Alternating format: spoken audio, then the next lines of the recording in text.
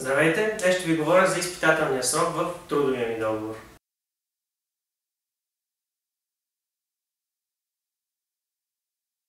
Аз съм Велизар от екипът на правата.ми.bg. В практиката почти не съществува трудов договор, в който да липсва клауза за изпитателен срок. Целта е да провери дали аз като работник или служител съм достатъчно годен да изпълнявам съответната работа. Същността на клаузата за изпитване е, че след изтичането на срока в нея, трудовия договор се счита за окончателен и перфектен, т.е. не се стига до сключване на нов трудов договор между мен и работодателя. Максималният срок на клаузата за изпитване е 6 месеца, като обикновено в практиката тя се сключва именно с този срок. Важно е като работник и служител да знам, че докато съм в отпуск, този срок не тече, той спира.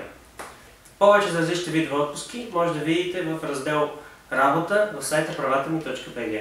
Много е важно да си дам сметка в чия полза е оговорен изпитателният срок. Той може да бъде оговорен в полза на мен, като работник и служител, в полза на работодателя или в полза и на двете страни. Ако в трудовия договор единствено и само пише, че има клауза за изпитване и не е написана страната, в чиято полза е оговорена, то тя е оговорена и в полза и на двете страни. Същността на клаузата за изпитване е, че дава право на страната, в чиято полза е оговорена, да прекрати трудовия договор, без да се обосновава и веднага.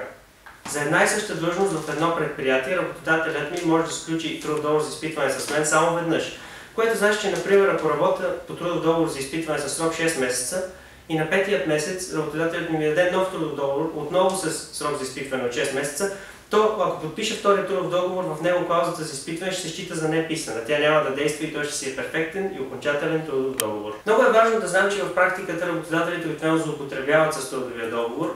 Каква е хипотезата? Работодателят ми иска да ме уволни, но няма основание за това. Затова той ми предлага по-висока длъжност и по-добре заплатена работа, като трябва да подпише нов трудов договор. Уловката е, че в него има клауза за изпитване и съответно няколко дни след като започна работа, той ме маха и така се отървава от мене. Това ме казва Велизар от екипът на правата.ми.bg. Благодаря ви.